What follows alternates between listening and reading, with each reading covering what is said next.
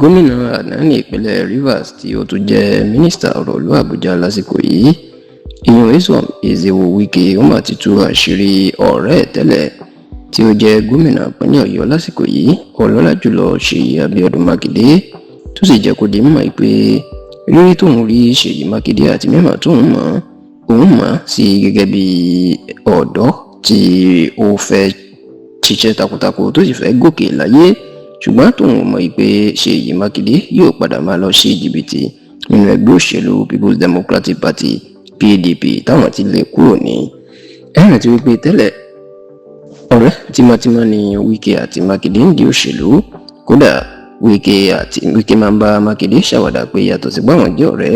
òun tún ní àánẹ tóun lè gbàyàwó lọ́wọ́ ẹ̀ ní ìgbàkúùgbà nítorí pé ọmọ bíi ìpínlẹ̀ Rivers ní ìyàwó gómìnà Ṣèyí Mákindé ṣáò lọ́dún 2023 ní àwọn méjèèjì ni wọ́n tún jọ ṣiṣẹ́ pọ̀ bó tiẹ̀ jẹ́ pé inú ẹgbẹ́ òṣèlú People's Democratic Party PDP ni wọ́n wà ṣùgbọ́n tó ṣiṣẹ́ fún ẹgbẹ́ òṣèlú All Progressives Congress àti ààrẹ Bọ́lá Ahmed Tinubu láti jáwé olúborí tí wọ́n gbàbọ̀dé fún ẹgbẹ́ òṣèlú PDP wọn àti olùdíje wọn fún ipò ààrẹ ìyẹn Alhaji Atiku Abubakar ṣáò ní àti ọdún tó kọjá ilé tirẹ́là ló ti gba àárín Ṣèyí Mákindé àti Wike tó jẹ́ pé ọ̀tọ̀ọ̀tọ̀ yìí ni wọ́n ń ṣe nǹkan wọn kódà àwọn méjèèjì ti fún ẹgbẹ́ òṣèlú PDP sí méjì nítorí pé ọ̀tọ̀ ìní igun ẹgbẹ́ tí Mákindé wà ọ̀tọ̀ sí ní igun ẹgbẹ́ tí Wike náà wà tó wà di wípé àwọn méjèèjì wọn ò jọ ṣe papọ̀ mọ́ nídìí òṣèlú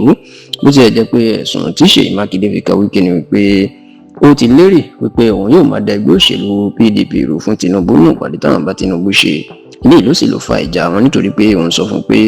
òun ò lè ṣerú eléyìí o káwọn bá ẹgbẹ́ àwọn jẹ́ nítorí pé kí Tinubu lè rí sáà kejì kó lè rí ṣe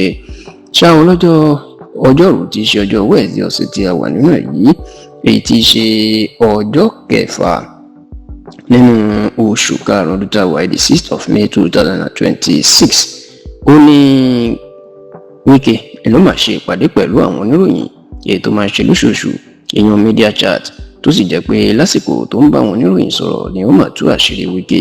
nígbà tó ń sọ̀rọ̀ ó ní rírí tóun rí Wike àti mímọ̀ tóun mọ̀ òun rí bí ọ̀dọ́ tí ó fẹ́ ìdàgbàsókè tó sì ń fẹ́ nǹkan rere láti ṣe láyé ṣùgbọ́n tó lóun mọ̀ pé yóò padà máa ṣe jìbìtì òun nítorí pé jìbìtì yìí ni wọ́n ń ṣe nínú ẹgbẹ́ òṣèlú People's Democratic Party igun tiwọn bẹ́ẹ̀ ni Wike wá kìlọ̀ fún àwọn Mákindé tí wọ́n ń dá ẹgbẹ́ òṣèlú míì ṣe èèyàn ti igun ẹgbẹ́ òṣèlú PDP míì lẹ́yìn tí ilé ẹjọ́ tó ga jùlọ ti dá igun tòun láre onítọ́ba tó bẹ̀ kí wọ́n lọ ṣí àkáǹtì láti máa fi ta fọ́ọ̀mù ìdìbò fáwọn